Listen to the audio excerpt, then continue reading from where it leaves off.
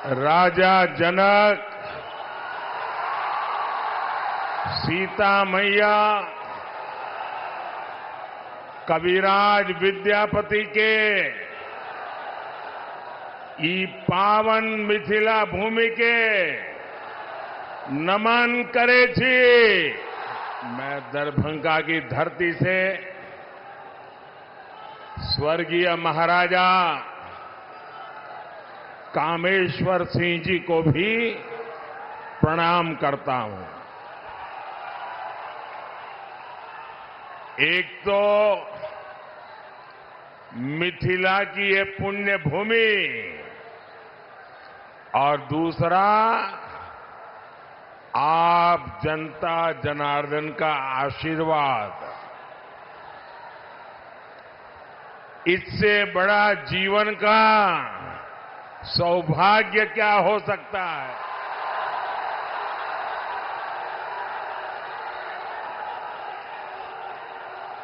आप वो मोदी को कितना नचाओगे।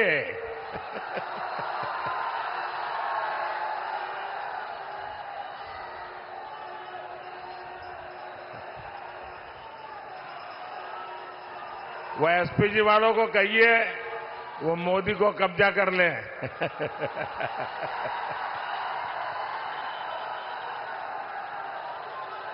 लेकिन बढ़िया बना के लाए हो आप।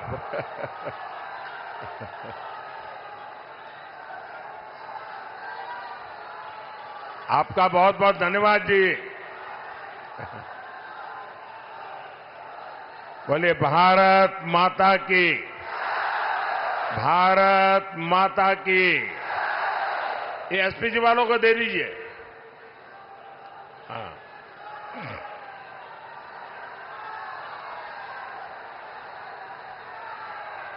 जय श्री राम, जय श्री राम। मैं आप सभी को अयोध्या में राम मंदिर के निर्माण की बहुत बहुत बधाई देता हूं।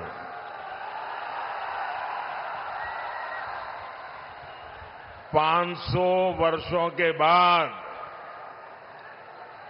हमारा इंतजार समाप्त हुआ। 500 साल तक ये हमारे पूर्वज संघर्ष करते रहे, बलिदान देते रहे और कभी भी निराश नहीं हुए। हमारे पूर्वजों को पता था कभी न कोई बेटा पैदा होगा, कभी तो कोई बेटा पैदा होगा जो 500 साल के इंतजार को परिपूर्ण करके भगवान राम मंदिर। और साथियों, इंतजार सिर्फ राम जी का ही थोड़ा था, सीता मैया का भी तो था और हमारे मिथिला के भी तो था। हम अपने जीवन काल में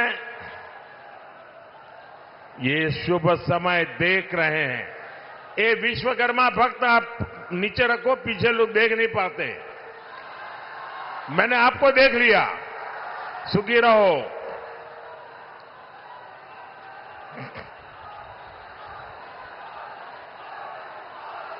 ये शुभ समय, ये हमारे लिए बहुत बड़ी बात है। साथियों, जब अयोध्या में रामलला की प्राण प्रतिष्ठा हो रही थी, तब मैंने कहा था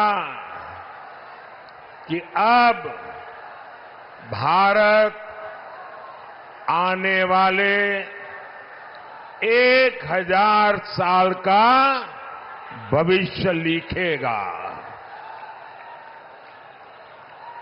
कई बार इतिहास की एकाध घटना भी कई कई शताब्दियों का भाग्य तय कर देती है।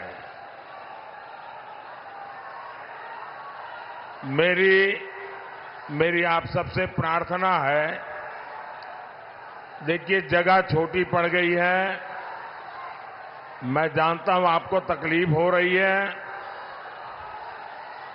हो सकता है आप मुझे देख ना पाते हो,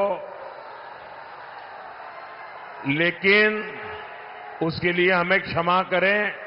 आराम से जहां है वहां खड़े रह करके मुझे सुनिए, और अगर आवाज कम करेंगे तो मुझे बोलने की सुविधा बढ़ेगी।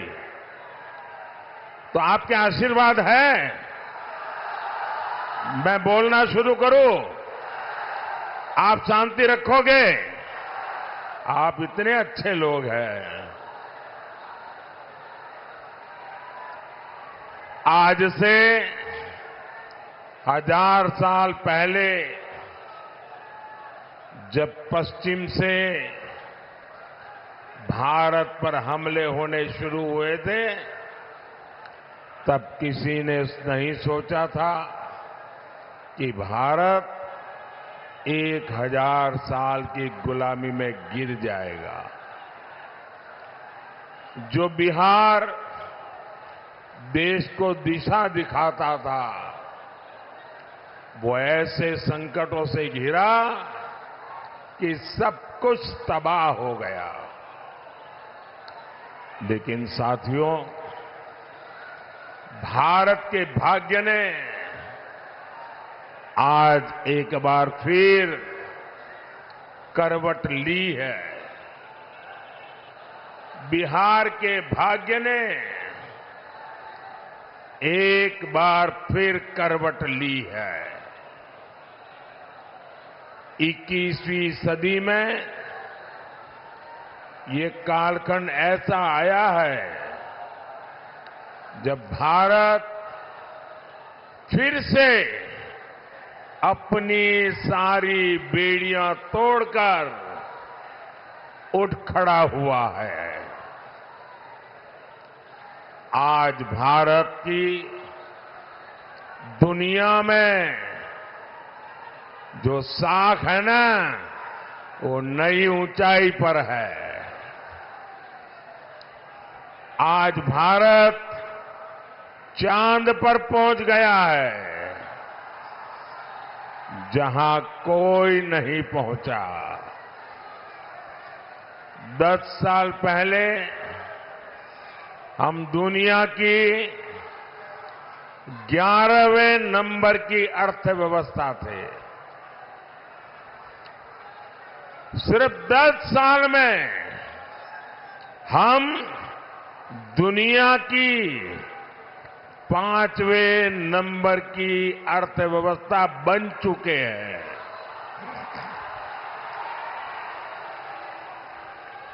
आपको कोरोना का समय याद होगा। 100 साल का इतना बड़ा संकट आया था। पूरी दुनिया सोचती थी भारत तो गया, भारत तो बर्बाद हो जाएगा, दुनिया भी बर्बाद करेगा। सब सोच रहे थे कि अब क्या होगा, लेकिन उस समय भारत ने दिखाया कि भारत का सामर्थ्य क्या होता है। भारत उस संकट से निकला, दुनिया को भी राह दिखाई, लेकिन साथियों, उस इतने बड़े संकट में बिहार के लोगों के साथ कांग्रेस और इंडी गठबंधन वालों ने जो किया, वो मैं कभी नहीं भूल सकता। दिल्ली में इंडी गठबंधन की सरकार थी, महाराष्ट्र में इंडी गठबंधन की सरकार थी और इन लोगों ने बिहार के लोगों को उस संकट काल में वहां से साजिश करके भगा दिया, वापस भेज दिया था। मेरे बिहार के नौजवानों को, मेरे बिहार की बेटियों को दिल्ली से इंडी गठबंधन की सरकार वालों ने भगाया था। महाराष्ट्र से इंडी गठबंधन वालों ने, सरकार ने भगाया था। मैं जरा बिहार के नौजवानों को पूछना चाहता हूं, जिन्होंने आपके साथ ये जुल्म किया, क्या उन्हें माफ करेंगे? क्या इस चुनाव में हिसाब चुकता करेंगे कि नहीं करेंगे? बिहार के लोगों को बसों में बिठाया गया और बीच रास्ते छोड़ दिया गया और आज यही इंडी गठबंधन के लोग आपसे वोट मांगने आ रहे हैं। क्या आप इंडी गठबंधन का इतना बड़ा गुनाह माफ करेंगे क्या? माफ करेंगे क्या? माफ करेंगे क्या? भाइयों बहनों, मैंने इस चुनाव में अगले 5 साल के लिए विकास का रोड मैप दिया है। मैंने 25 साल का विजन देश के सामने रखा है। लेकिन ये भी जरूरी है हम अतीत का भी ध्यान रखें। जैसे एक शहजादे दिल्ली में है, वैसे ही एक शहजादे पटना में भी है।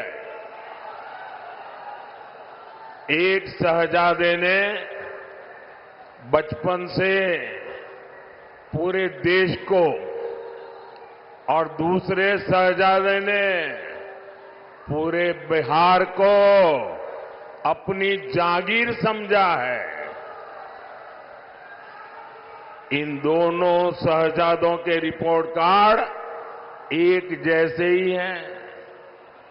इनके रिपोर्ट कार्ड में सिवाय घोटालों और बेलगाम कानून व्यवस्था के सिवाय कुछ भी नहीं है।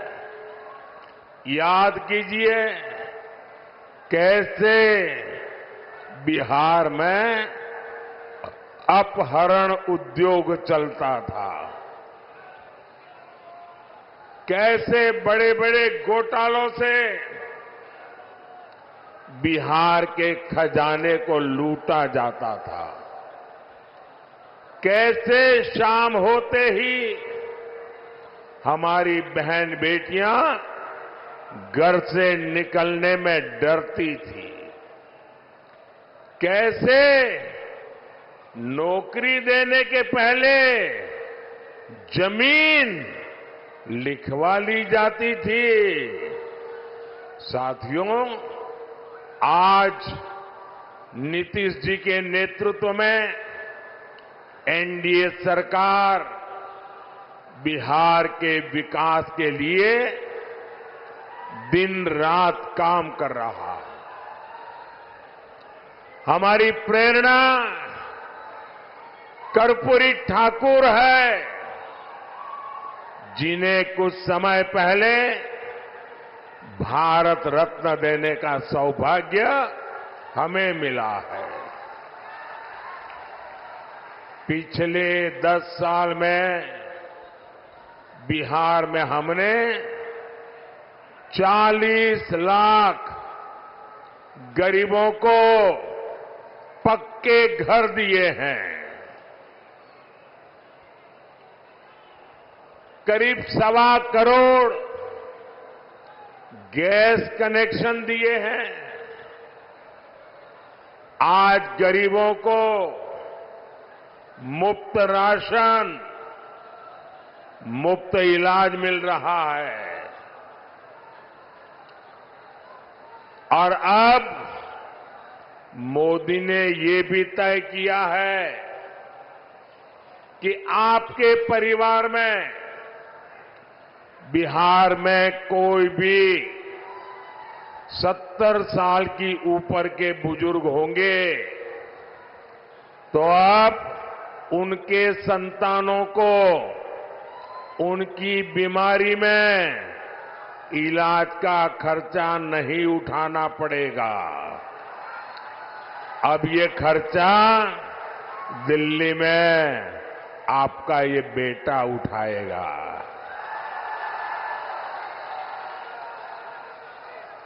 70 साल के ऊपर के हर बुजुर्ग को 5 लाख रुपए तक मुफ्त इलाज मिलेगा। मेरे बिहार के साथियों, मेरे दरभंगा के साथियों, मेरा एक काम करोगे? जरा हाथ ऊपर करके बताइए, करोगे? पक्का करोगे? देखिए, काम करना। जब आए भी इन दिनों गांव-गांव जाते होंगे, मोहल्ले में जाते होंगे, छोटी छोटी बस्तियों में जाते होंगे, अगर वहां पर कोई परिवार ऐसे आपके ध्यान में आ जाए जिनको अभी पक्का घर मिलना बाकी है, गैस का कनेक्शन मिलना बाकी है, नल से जल का कनेक्शन बाकी है, आयुष्मान का कार्ड नहीं पहुंचा है, तो उनको कह देना कि मोदी जी की गारंटी है 4 जून के बाद, नई सरकार बनने के बाद हम 3 करोड़ नए घर बनाने वाले हैं। तो आप मेरी तरफ से उन सब परिवारों को गारंटी दे देना, मेरे लिए तो आप ही मोदी है। साथियों, दरभंगा का एयरपोर्ट हो, रेलवे स्टेशन हो, अमृत भारत ट्रेन हो, आधुनिक सड़कें हो, हर तरफ काम हो रहा है। दरभंगा एम्स की अड़चनों को भी दूर किया जा रहा है। साथियों, जब विकास की बुनियाद मजबूत होती है तभी उद्योग और रोजगार पैदा होते हैं। यहां दरभंगा में आईटी पार्क भी बना, जिससे युवाओं के लिए नए अवसर पैदा होंगे। मिथिला में मखाना, लीची और आम खूब होता है। अच्छी सड़कों और इंफ्रास्ट्रक्चर से इसका एक्सपोर्ट दुनिया भर में बढ़ेगा। यहां के मखाने को दुनिया तक पहुंचाने के लिए हमारी सरकार ने मखाने को जीआई टैग दिया है। साथियों, हमने बिहार में महिला स्वयं सहायता समूहों को 42,000 करोड़ रुपए की सहायता बैंकों से दी है। 42,000 करोड़ रुपया। दरभंगा, मधुबनी में 11 लाख महिलाएं इन समूहों से जुड़ी है। दरभंगा में इन बहनों ने शिल्प ग्राम की शुरुआत भी की है। और आपकी मधुबनी की पेंटिंग का प्रचार तो खुद मोदी पूरी दुनिया में करता रहता है। आज आगे बढ़ती हमारी बहनों की ये खुशी यही मोदी को मेहनत करने का हौसला देती है। साथियों, आपको पता है कि संविधान ने लंबी चर्चा के बाद हमारा संविधान बना, तब एक मुद्दे पर सबसे ज्यादा चर्चा हुई थी। बाबा साहब आम्बेडकर थे, डॉक्टर राजेंद्र बाबू थे, देश के बड़े बड़े विद्वान थे और संविधान में धर्म के आधार पर आरक्षण देना कि नहीं देना, इस पर गंभीर चर्चा हुई। और बाबा साहब के नेतृत्व में संविधान सभा ने 75 साल पहले तय किया कि हमारे देश में धर्म के आधार पर आरक्षण नहीं दे सकते हैं, देश को फिर से नहीं बांट सकते हैं। बाबा साहब आम्बेडकर ने इसके विषय में खुले आम वकालत की कि धर्म के आधार पर आरक्षण नहीं होगा। इतना ही नहीं, पंडित नेहरू ने भी धर्म के आधार पर आरक्षण का विरोध किया। लेकिन अब जब हमारे गरीब एससी, एसटी, ओबीसी का कांग्रेस से मोह भंग हो गया है, तो कांग्रेस नेहरू जी की भावना के खिलाफ जा रही है, बाबा साहब आम्बेडकर के पीठ में छुरा भोंक रही है, संविधान को तोड़ने मरोड़ने में लगी है। कांग्रेस लगी हुई है कि ओबीसी कोटे को कम करके धर्म के आधार पर उसमें से डाका डाल के मुसलमानों को आरक्षण दे दिया जाए। दलितों के आरक्षण में से डाका डालो, आदिवासियों के आरक्षण में से डाका डालो, और कांग्रेस की साजिश में आरजेडी भी कंधे से कंधा मिलाकर चल रही है। 2007 में बिहार के शहजादे के पिताजी ने मुस्लिमों को ये आरक्षण में से निकाल करके कोटा देने की बात कही थी। रेल मंत्री के रहते हुए उन्होंने रेलवे अधिकारियों को कहा था कि मुस्लिमों के लिए कोटे का इंतजाम किया जाए। सोचिए, ये एससी, एसटी, ओबीसी का आरक्षण छीनकर को मुस्लिमों को देना चाहते हैं। आप मुझे बताइए, धर्म के आधार पर ओबीसी, एससी, एसटी आरक्षण अगर कटेगा तो यादव, कुर्मी, इन समाज का हक भी बचेगा क्या? सब कुछ खत्म हो जाएगा। पासवान, मुसहर, रविदास, दानुक समाज के हक पर ये डाका डालने में उसकी फिराक में है। साथियों, मैं पिछले 12 दिनों से कांग्रेस को और उनके चट्टों बट्टों को आरक्षण के मुद्दे पर चुनौती दे रहा हूं।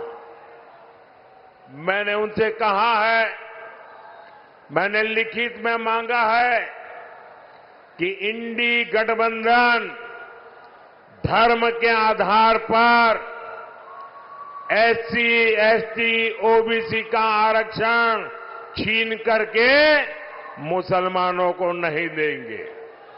धर्म के आधार पर आरक्षण के लिए संविधान के साथ खिलवाड़ नहीं करेंगे, लेकिन इनके पेट में पाप है। 12 दिन से मैं मांग कर रहा हूं, ये चुप बैठे हैं। साथियों, मैं आपको विश्वास दिलाता हूं,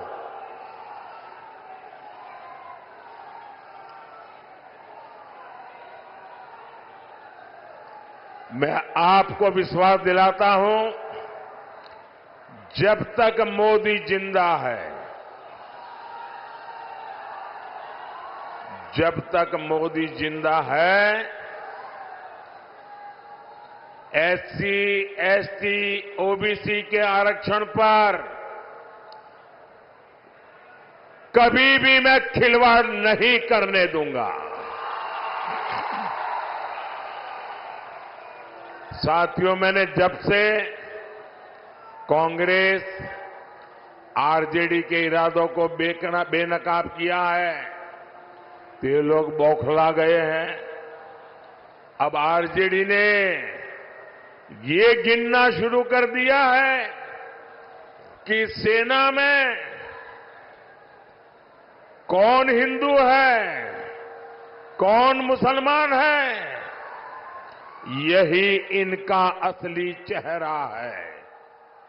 ये लोग समाज को बांटने के लिए, देश की एकता तोड़ने के लिए कुछ भी कर सकते हैं। मां भारती की रक्षा के लिए जो सीने पर गोली खाता है, वो पहले भारतीय होता है। और ये आरजेडी के लोग उसे हिंदू मुसलमान की नजर से देखते हैं। मैं जरा हिंदू मुसलमान का बंटवारा करने वालों को पूछना चाहता हूं, क्या अब्दुल हमीद जी को हम सिर्फ इसलिए याद करते हैं क्योंकि वो मुसलमान थे? देश को इस दिशा में ले जाएंगे ये लोग। यही लोग सर्जिकल स्ट्राइक पर सवाल उठाते हैं, एयर स्ट्राइक पर सवाल उठाते हैं।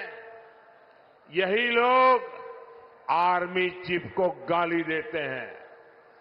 आखिर किसको खुश करने के लिए किसके इशारे पर ये बोला जाता है?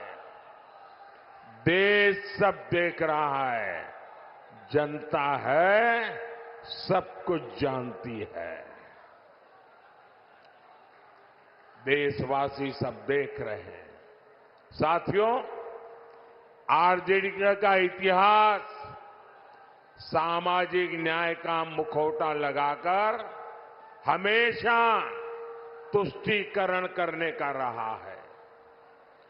जब गोधरा में कार सेवकों को जिंदा जलाया गया था, तब रेल मंत्री ये शाहजादे के बेटे थे जो सजा काट रहे हैं और जमानत पे घूम रहे हैं। उन्होंने दोषियों को बचाने के लिए सुप्रीम कोर्ट के एक जज की कमेटी बनाई, बेनराजी कमेटी। सोनिया बहन का राज था ना, और इसलिए उन्होंने बेनराजी कमेटी बनाई थी। वो जज का नाम बेनर्जी था, तो लोग बेनराजी बोलते थे। और उससे ऐसा रिपोर्ट लिखवाया कि 60 कार सेवकों को जलाने वाले निर्दोष छूट जाए। लेकिन ये रेल मंत्री जो अभी जेल में जिंदगी गुजारने के लिए मजबूर है, जमानत पे घूम रहे हैं, अदालत ने उनके इस रिपोर्ट को कूड़े कचरे में फेंक दिया और उन सबको सजा सुनाई, फांसी तक की सजा हो गई। पूरी दुनिया को पता था कि कार सेवकों को जिंदा जलाया गया था, लेकिन तब फर्जी जांच रिपोर्ट बनवाकर कार सेवकों पर ही दोष मढ़ने की साजिश रची गई थी।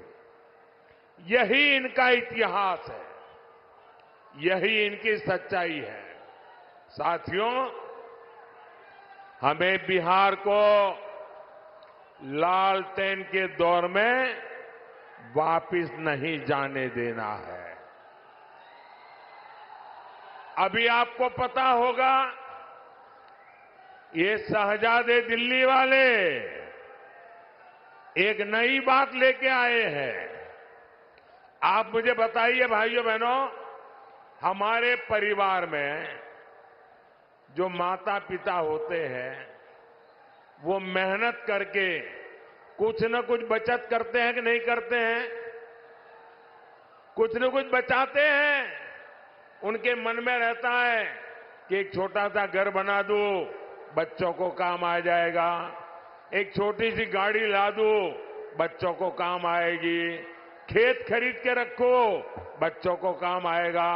हर मां बाप के मन में ये इच्छा रहती है कि वो अपने मरने के बाद बच्चों को कुछ न कुछ देकर के जाए। हर मां बाप की इच्छा रहती है। अब एक कांग्रेस ऐसा कानून बनाना चाहती है कि दिल्ली में उनकी सरकार बनेगी तो आपके मां बाप ने जो कमाया है वो अब आपको नहीं मिलेगा। आपके पिताजी अपना 10 एकड़ का खेत होगा तो आपको नहीं दे पाएंगे। 2 घर है तो नहीं दे पाएंगे। आधा ये इनकी सरकार छीन लेगी। 55% विरासत पर टैक्स लगाने का ये फतवा लेकर के आना चाहते हैं। क्या आपकी मेहनत की कमाई किसी सरकार को लूटने देंगे? किसी सरकार को लूटने देंगे?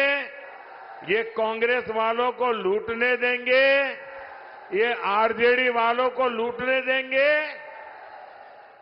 और इसलिए भाइयों बहनों, आपका भविष्य बचाने के लिए, आपके बच्चों का भविष्य बनाने के लिए 7 मई को झंझारपुर में जेडीयू से प्रत्याशी श्री रामप्रीत मंडल जी आए हैं। 13 मई को दरभंगा में बीजेपी से श्री गोपाल ठाकुर जी और समस्तीपुर से एलजेपी की हमारी बेटी श्रीमती सांभवी चौधरी जी, पूरे हिंदुस्तान की सबसे छोटी उम्र की बेटी चुनाव लड़ रही है। आप सब आशीर्वाद दीजिए, ये हमारी बेटी तो जीतनी ही चाहिए। 20 मई को मधुबनी में बीजेपी के श्री अशोक कुमार यादव जी को, ये हमारे इन सभी साथियों को भारी संख्या में वोट दीजिए।